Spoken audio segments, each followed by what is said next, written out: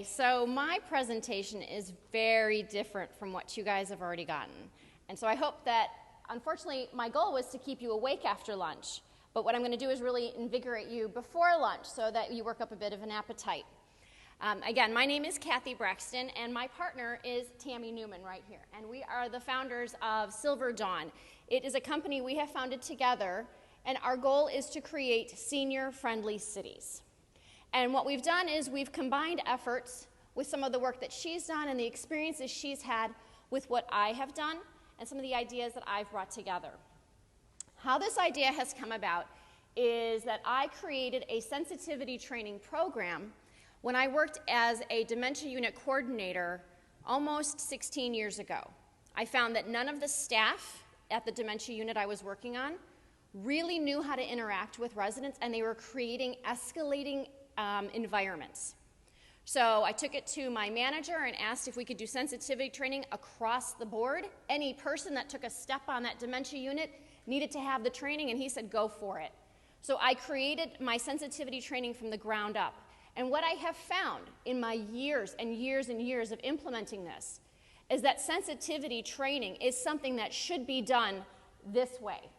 Very simplistic, we'll get into it, but it should be attainable to everyone. It should not be a $3,000 kit that you have to purchase, because these are all human issues that we can all assimilate to if we just take the time to put ourselves in someone else's shoes.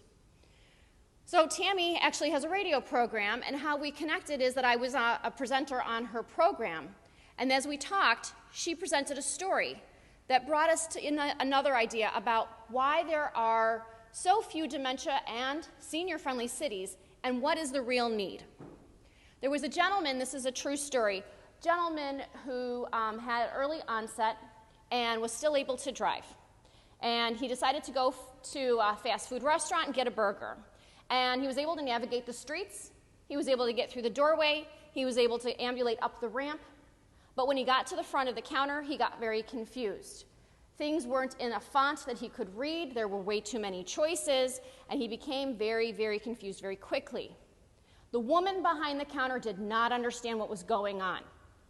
She got scared, she didn't know how to respond, so she called the police. The police came, they didn't know how to respond, they didn't know how to react, the situation escalated, and that man ended up in handcuffs. And as far as Tammy and I are concerned, the system that failed that gentleman was a human system, not one of infrastructure, not one of roads or maps or ramps or doorways or steel or bars, but it was human.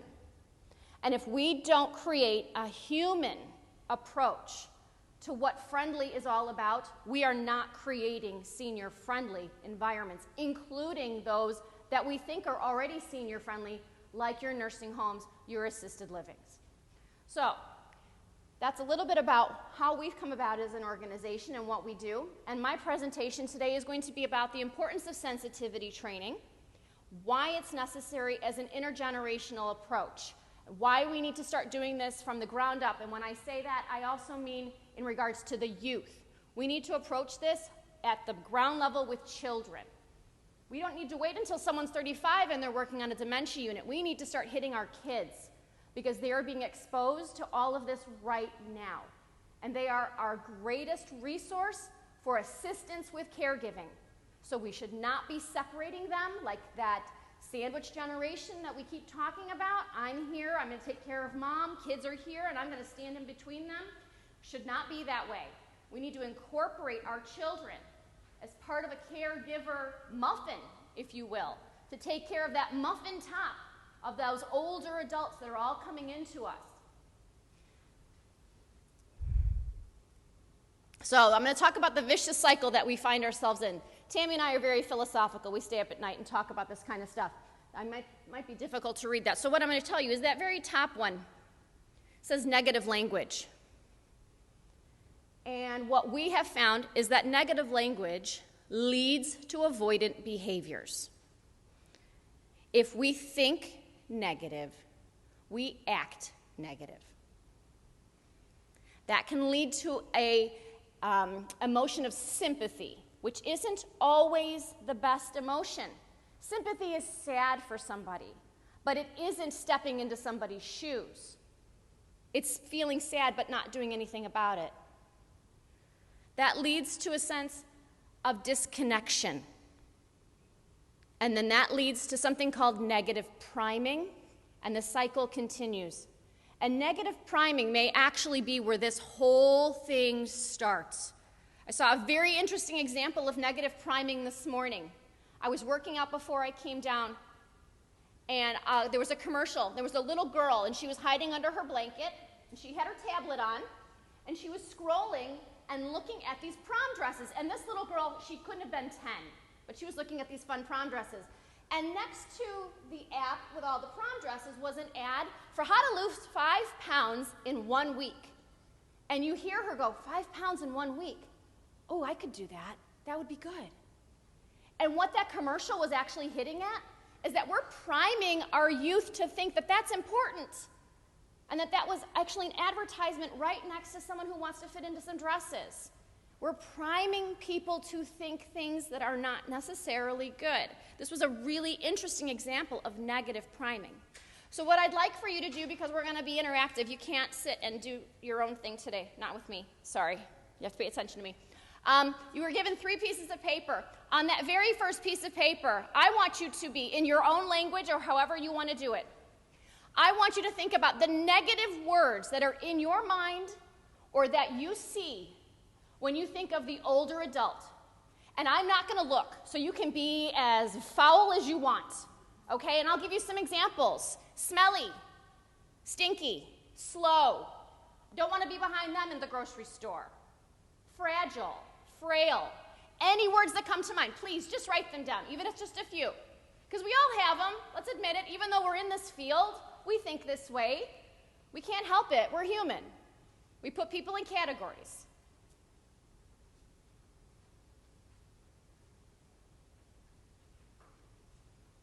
This is also a really good technique to use for children if they are experiencing bullying, and I will show you why in a minute. Purple hair, right? What else do we think of with older adults? What can you think of? They can't hear, blind, slow, any of those things, any of those negative words that we use. I heard a couple yesterday I was actually really unhappy about. One of them was non-compliant. That really bothered me because I don't really visualize people who have dementia as being non-compliant, because to be compliant is a choice. And if someone has dementia, how can they make the choice to be non-compliant? So I didn't like that word very much. What was the other one? It started with a D. Defiant. Didn't like that one either. I heard that one yesterday floating around. Defiancy is a choice. I have a kid that lives down the street from me. I would definitely label him as defiant. I would not label anyone in my dementia unit as defiant. Okay, so now I want you to take that piece of paper and I want you to crumple it up as tight as you can. Crumple it up in a wad really, really, really tight. I'm sorry, I know this is scientific, but I have fun. You just have to go with me. No. Put that together. Crumple the whole thing. All right. You can crumple. Okay, I'll allow it. Okay, so now you crumple it up super, super, super, super tight. I've done this with my kids. Now I want you to open it back up and try to flatten it out as best you can.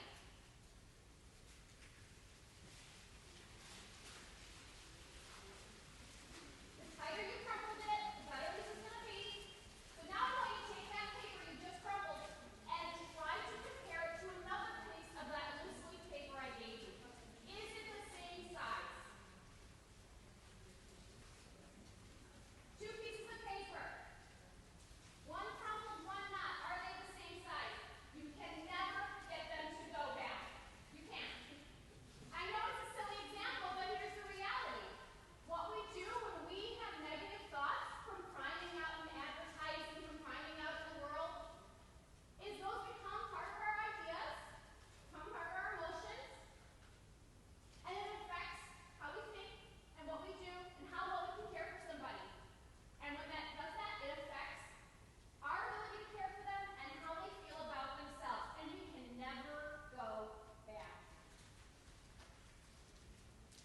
bullying too.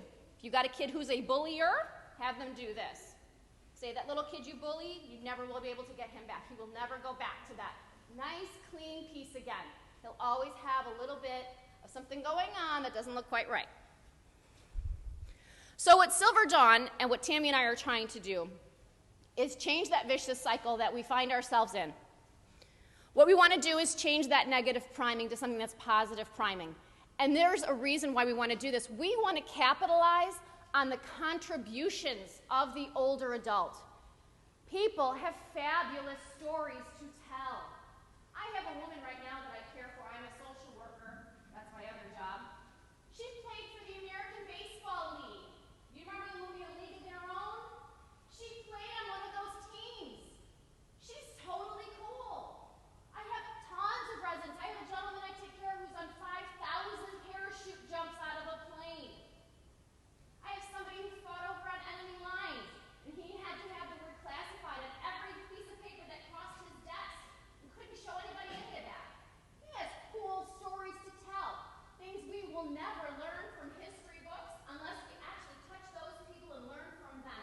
There are contributions, and we need to look at people that way. And when we do that, and we capitalize on those contributions, what we're going to do is we're going to start to change our mindset and the words that we used. I used the word cool, awesome, fabulous when I described these people. And now that's going to change how I behave with them, what my interactions are going to be like with them, what my actions are going to be. That's going to create an area of empathy and active listening. Now I'm engaged with these people. I'm engaged in what they're providing to me, to my world, what they've done for us. I wouldn't be here without them, and neither would you. Why are we putting them in nursing homes and locking them away and using the words defiant and non-compliant? This then leads to an intergenerational approach and exposure. I come home and tell my kids about these older folks that I deal with, and my kids can't wait for me to take them to work so they can meet them. My 15-year-old has Asperger's. Cannot wait to talk to my residents who fought over on enemy lines, who played in the baseball league for the American Women Baseball League. They are dying to meet these people, and they learn, and I bring them to work, because they should be exposed. So I'm creating positive priming with my children, which creates positive thoughts in their head, which creates positive actions for them. They take those actions on and say, Mom, take me to work, and then they go to work with me, and then there's this intergenerational approach. And now I have a 97-year-old woman who played baseball who actually has a 15-year-old boy who is dying to hear her story. I have just given her meaning and purpose back in her life. And that's going to cycle back into positive priming again. So that's what we're trying to create.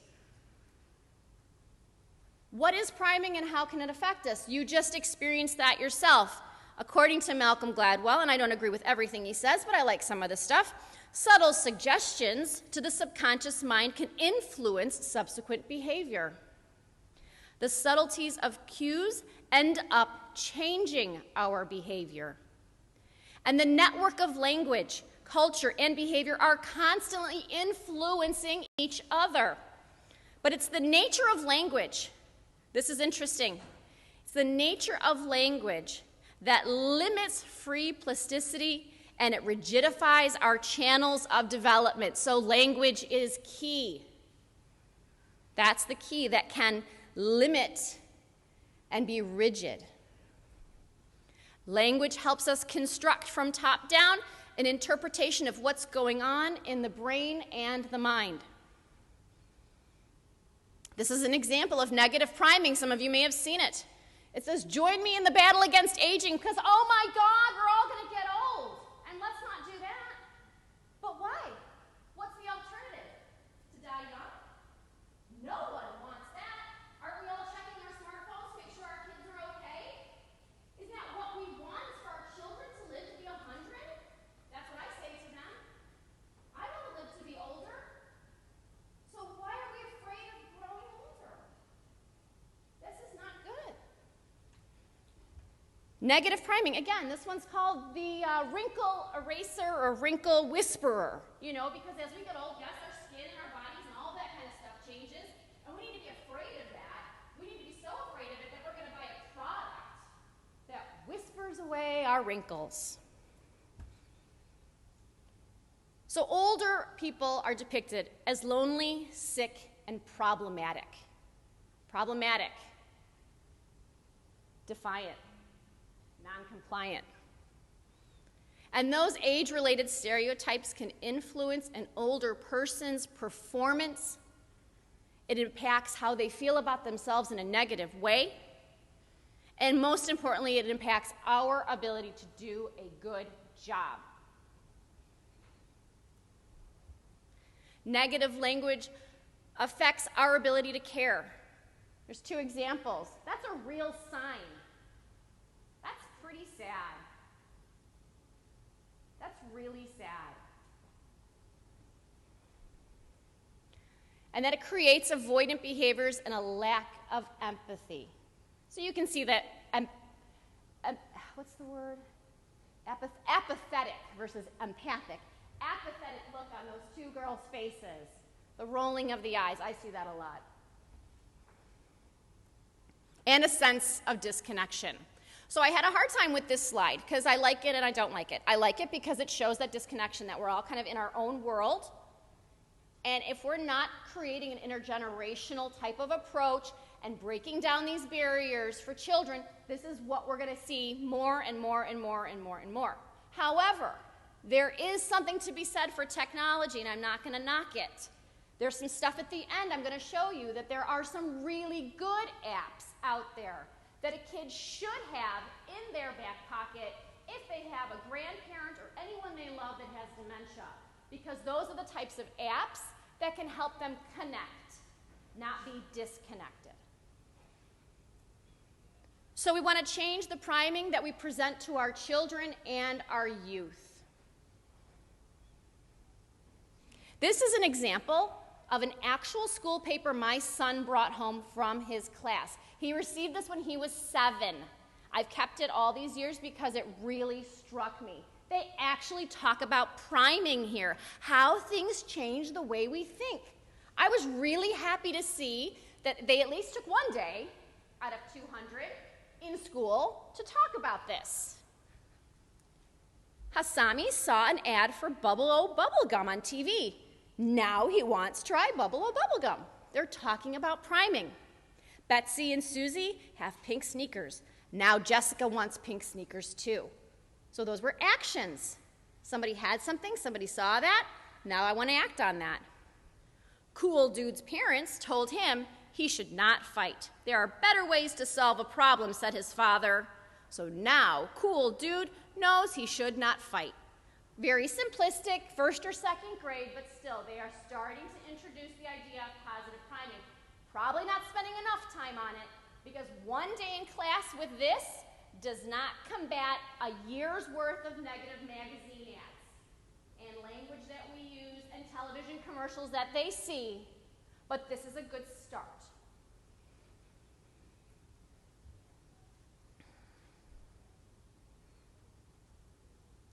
I'm going to go back to this other one. This is another one. This is the Great Body Shop. This is something they're showing in schools as well. It's a part of health. And this particular one they talked about was brain health. I was very happy to see that. At least they covered it once. Where is it? Let's see. Here it is. When people forget worksheet. So they actually talked to the kids for a day about what it's like if somebody forgets. And they were addressing the issue of age. Let's see if I can get that a little bit better. Oops, I forgot. So sometimes people forget. The boy next door might have forgotten your name. Your grandpa might have forgotten a word when he's telling you a story. You may have forgotten to return your library books. People forget for different reasons. Maybe they forget because they are sick. Or maybe they try to remember too many things at once, and we're all part of that. Can you think of a time when you have forgotten something? Oh, it also says, everyone forgets sometimes. Young people and old people can forget. You should never laugh at someone who forgets. It says it on there. It doesn't say it big enough, but it says it on there. And I'm glad they addressed that. And then that's my son's little second grade handwriting about what it was like when he felt sad because he forgot to turn his library book in, which is probably my fault anyway, because he can't drive. I have to do it. So I felt bad for him being that way. This is another one, learning social skills in the sandbox, sandboxlearning.com. This is another health issue that they talk about. And this is empathy. They're actually starting to address some issues regarding empathy. Learning about other people's point of view. You can see the girl on the first slide in the wheelchair. They're starting to reintroduce this. You can see this one, having a conversation. I stand at arm's length. So they're talking about conversing and social skills and what's that like. This has to get more and more involved in our school, though. We need more of this, not one day. So, what I'm going to start to talk about now is sensitivity training in the home. And as you can see on my table in front, this is just a very small sampling of what I typically carry around when I do a training. When I do a training, I typically bring enough for everyone to have all of this. And as you can imagine, that's quite a few suitcases, and that wasn't going to happen to Canada. But I thought I'd bring a sample and show you that this is something that you can reproduce at home, and there's a good reason why. Parents, teachers, kids over 5 can do this. You can do this with them, and it needs to be introduced to them. It can be done at home and at school.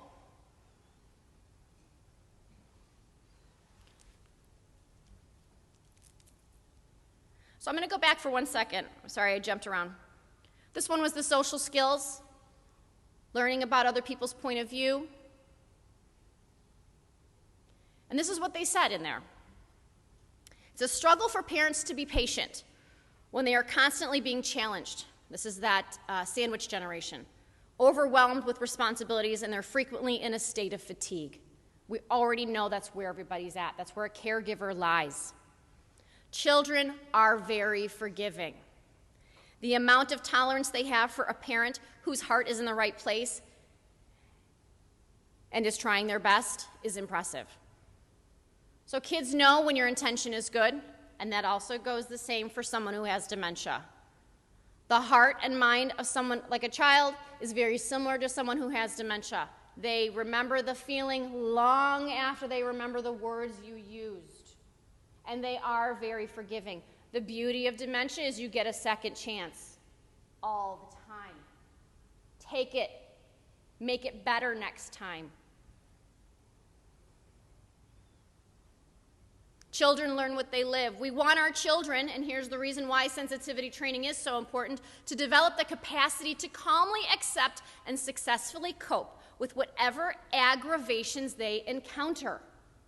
We give them some sensitivity training. We enhance their empathy. When they get frustrated that grandpa can't change the channel on the remote anymore, they may reflect back on this. Hopefully they will. We can create a home in which the daily struggles may be challenging but not overwhelming. We're going to start to see this. More and more of the older adults starting to live at home with the adult children. The younger children are being affected by this.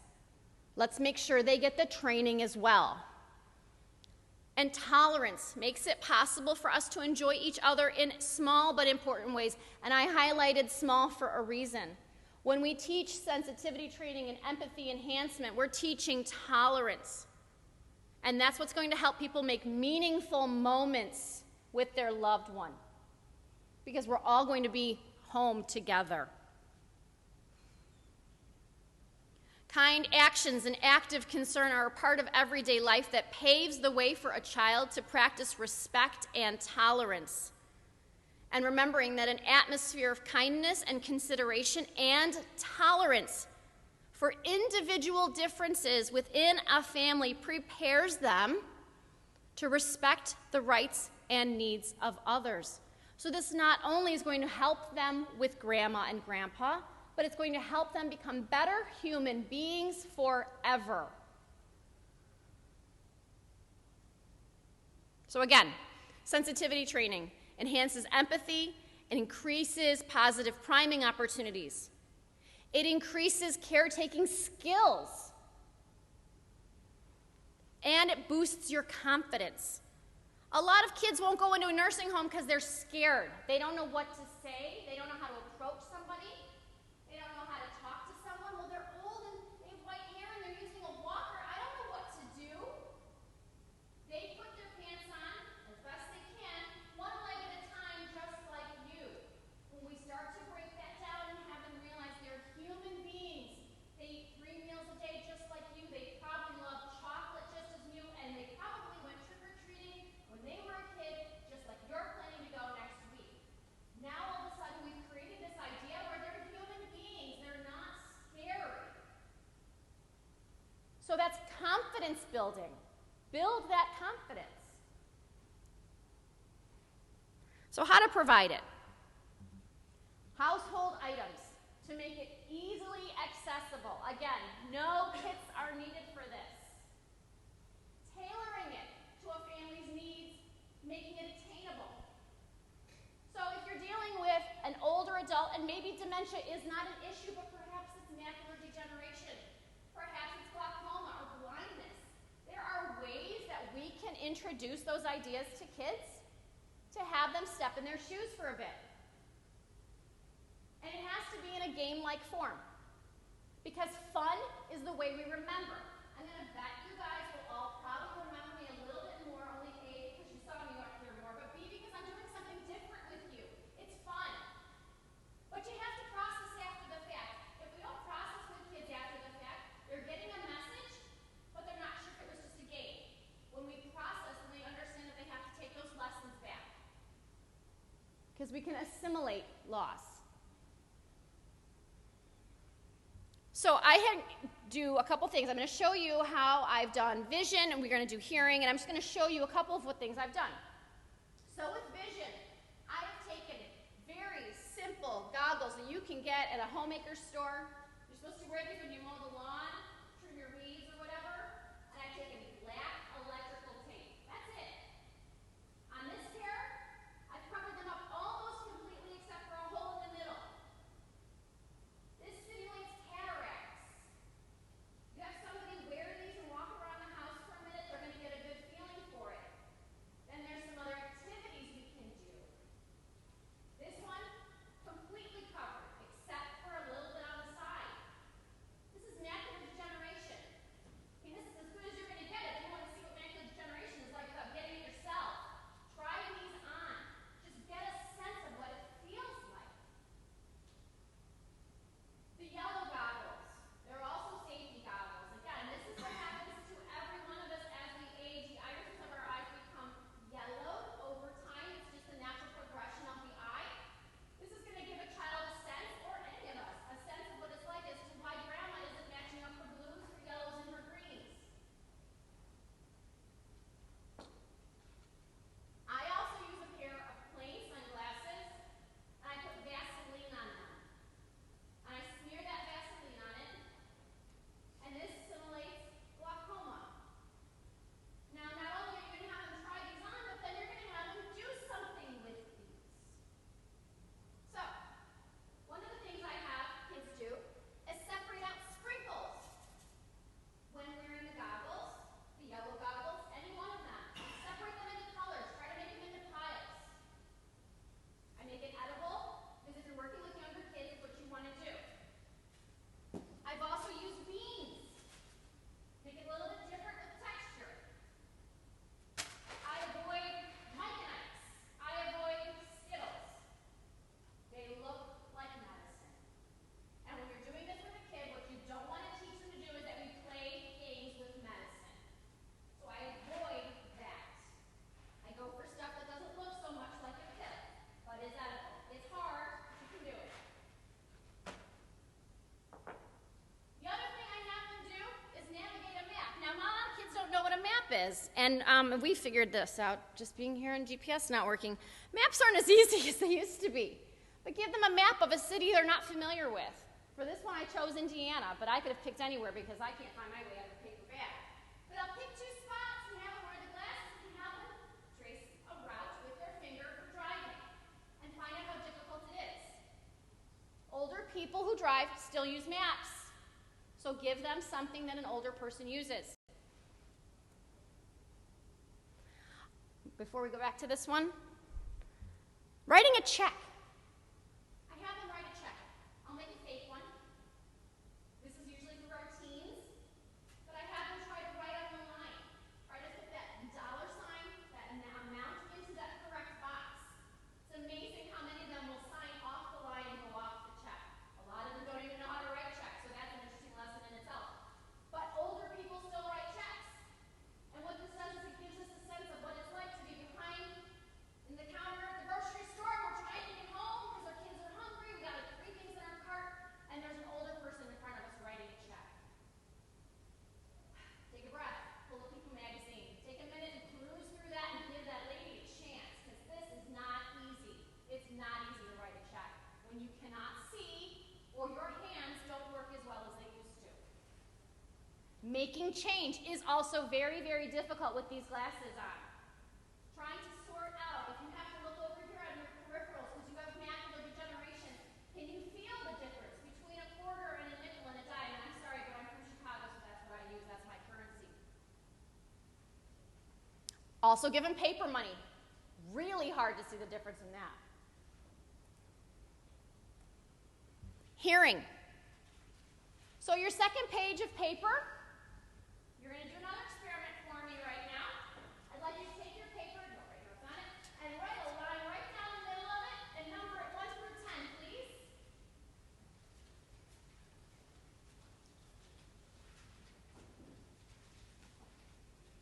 This is a fascinating thing you can do with kids or anyone to show them what it's like to have hearing loss. Now, all of you are scientists and know way more about this than me, but I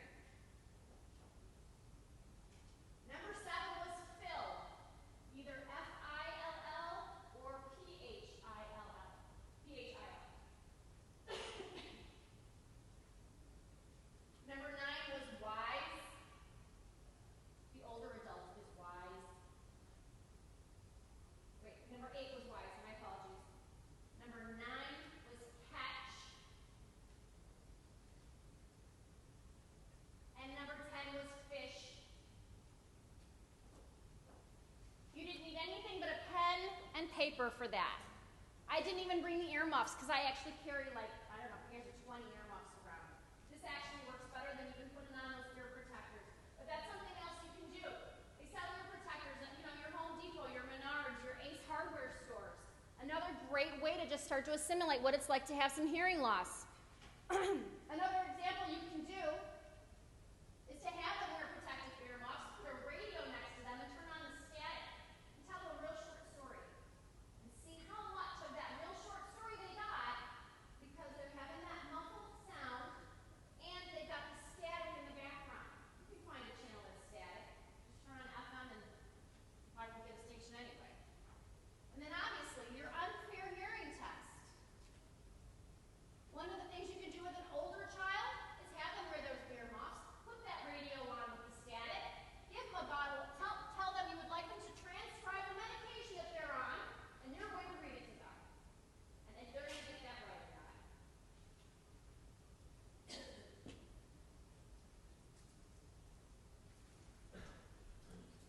So we've done our unfair hearing test. Tactile.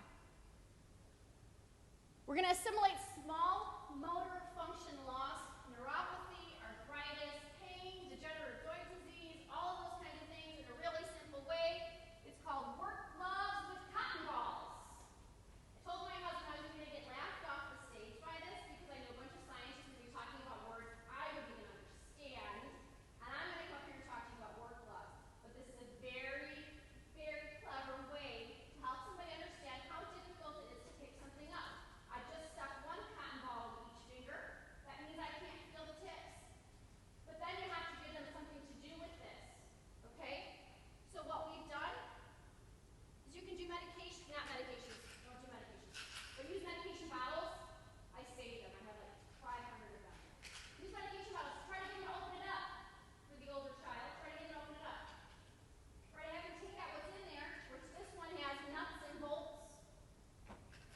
screws, those kinds of things, small tactile items. Try to pick them up one at a time with their fingers and try to have them put it back in a bottle.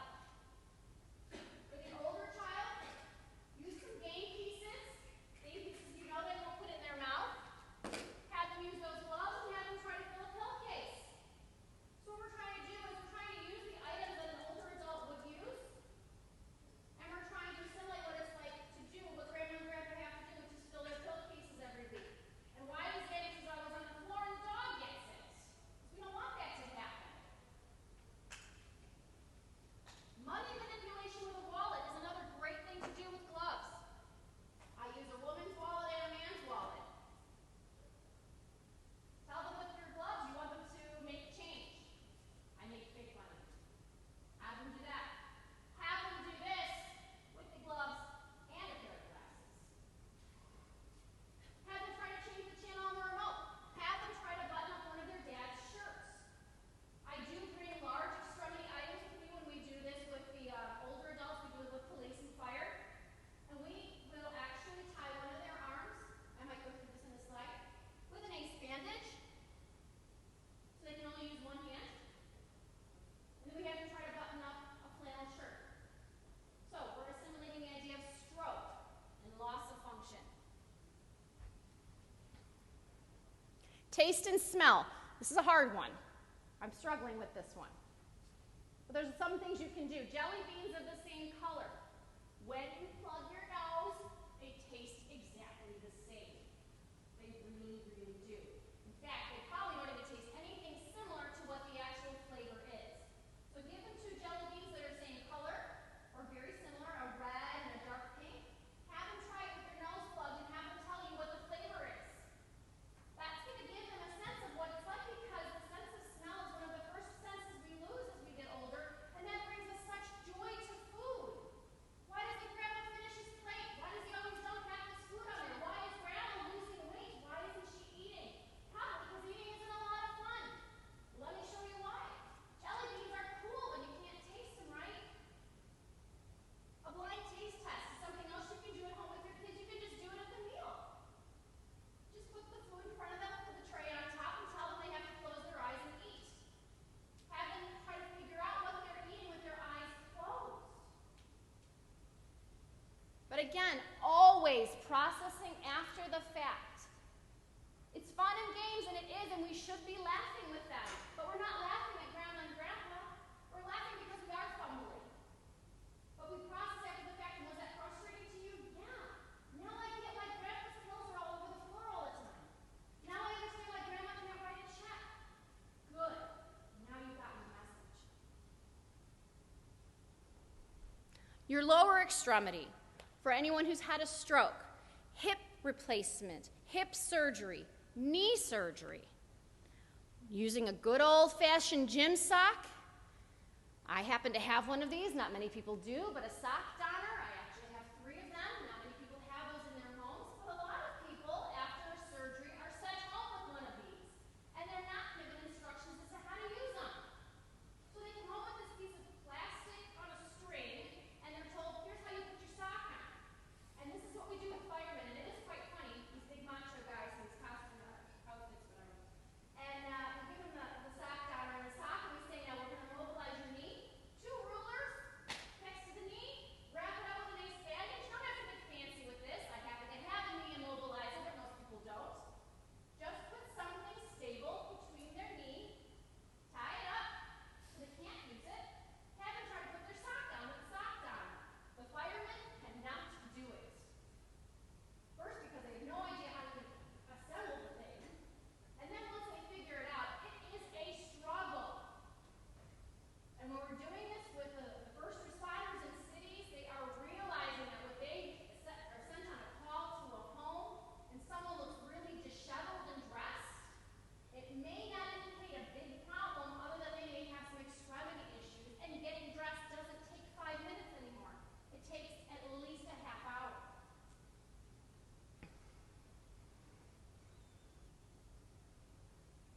So then you're advanced.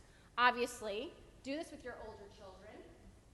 Older children in schools would be to do all of these things at once. Have them wear the earmuffs, with the gloves, give them the wallet, and tie one arm to their side. Give them some tasks to do. Have them try to find a name in a phone book. I always put the name under so they can't cheat ahead of time. Have them find it in our phone book. Older people still use these. I know a lot of us just use them so that we can get higher on our seats, but the reality is older people still use these.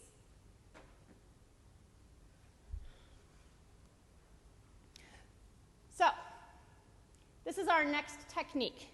This is a communication technique that Tammy and I have come up with called improve. And if you can see the spelling, it's actually improv. And this is incredibly, incredibly important to Tammy and I. So we're going to transition away from sensitivity training in the home with products like this, and we're going to talk about communication in the home with kids. You can utilize the techniques of improv, and they will enhance communication skills. They'll provide a caregiver with the understanding of how to enter into somebody's reality. You can increase meaningful moments and decrease frustration. And I don't know if a lot of you or any of you have ever been in home care situations way back 20 years ago, even maybe before. We used to use that terminology of reality orientation. We would drag somebody kicking and screaming into our reality as much as they thought, because we felt that was the right thing to do with somebody who had dementia. And then we kind of changed our minds because we realized we were making our job super hard. So then we implemented these fancy terms called fantasy validation and therapeutic fibs. And we would tell a daughter who came in, look, you just need to do some fantasy validation and therapeutic fibbing with your mom and it'll be fine. But we never really told them what that was. And really, what is that? It's a really fancy word for improv. It really is. But we never gave them rules. We never gave them the steps to take as to how to do it. So we still use those words out in the world, but we don't give anybody a clue as to how. Improv can do that.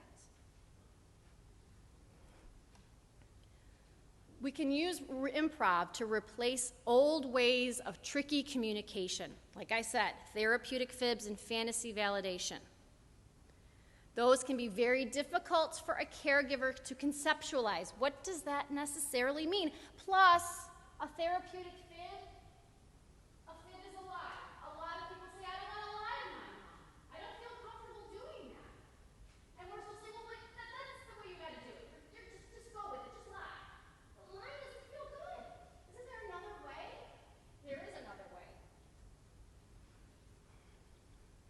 So there's rules to improv, which make this beautiful. There's actual rules, and when you understand the rules of improv, you can understand how to do this quite simply. Most of you at some point in time have either watched a comedy show, whether it's Whose Line Is It Anyway, or some kind of improv on the stage. And one of the first things you probably saw is, or now that you look back, you'll remember, that the first rule was always yes and. Always be in agreement. That means validate. Isn't that what we're trying to do to our dementia residents? Is validate who they are, where they're coming from, what they're trying to say. The second rule, always make your partner look good. Keep your conversation positive. Make them look good. I'll give you a really good example of this in a minute. And the third one, use smart questions. If you pepper somebody with dementia with a bunch of questions, you're going to lose them, they're going to get irritated and agitated, and you're going to make your job harder. But if you use smart questions, what you're doing is you're actively listening to them. Use the gifts that are given. Miss Helen brought that up earlier today about how in conversations there were little nuggets that they found that helped that app pick up. Those were gifts, those were nuggets of gold. I'm going to give you an example.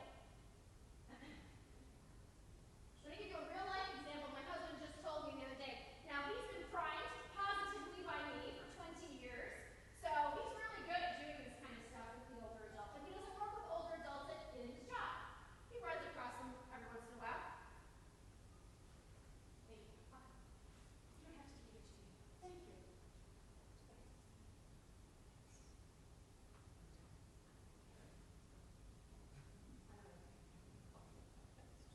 Okay, I'll go.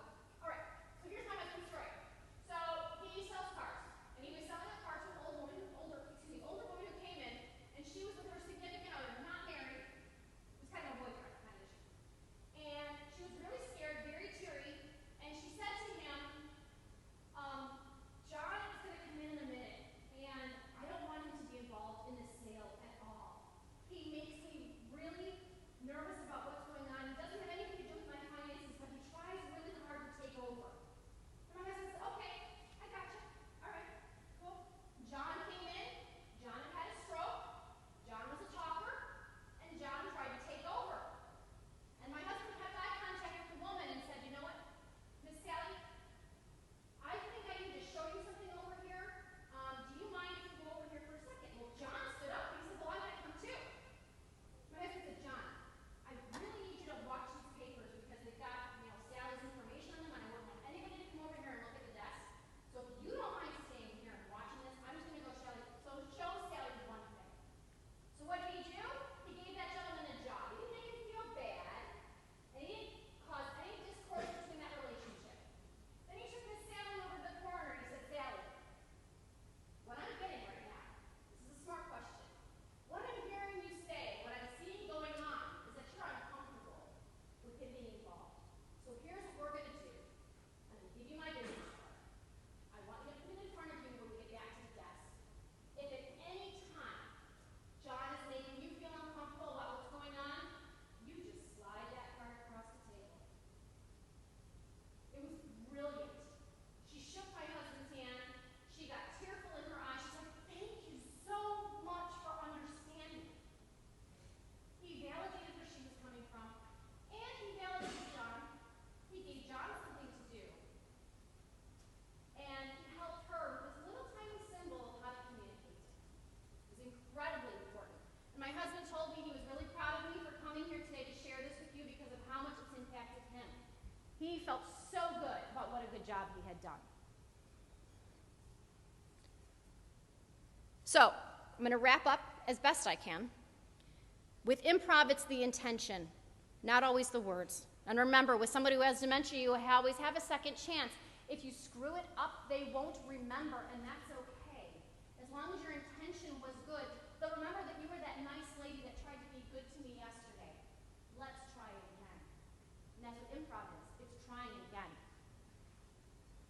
Always looking for those gifts of conversation. Those are jumping off points to reminiscing.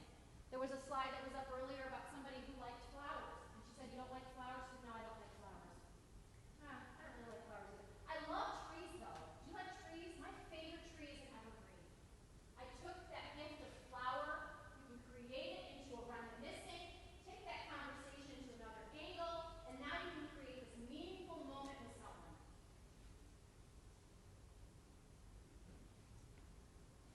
Like I said, second chances.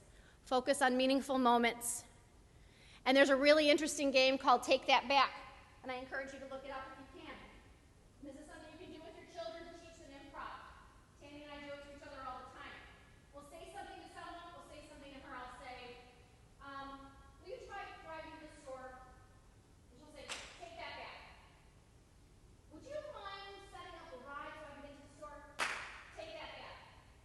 God, I really need to get to the store. I wonder how I'll get there. I just said the same thing in 3 different ways. But it's a game. It's called Take That Back. But that's beautiful with dementia because the first thing you try with them may not work. So take it back and try something else. Try another way of wording it, phrasing it, but have fun with it. It's okay. Because if you're having fun, you're happy, you're showing that, and that's going to come back to you with how they behave. Okay, and I'm only going to go fly through these so that you can see the name of the app. And if you have questions about them later, I can show them to you. I actually have them on my iPad. Apps are really good. We should be using them more. We should encourage our children to use them with someone, not alone, with someone. They actually are a gift, okay? There are tons of apps out there right now that are really good helping somebody create reminiscing. Because if your 14-year-old doesn't know how to talk to your grandma, because she has no idea what happened in the 1930s, there are apps that you can bring up right away that'll give you a picture, questions, talking points, music. There are apps where you can record grandma singing. You'll have a recording of her for the rest of your life. The two of you can sing together. We never had that before. This is a beautiful gift.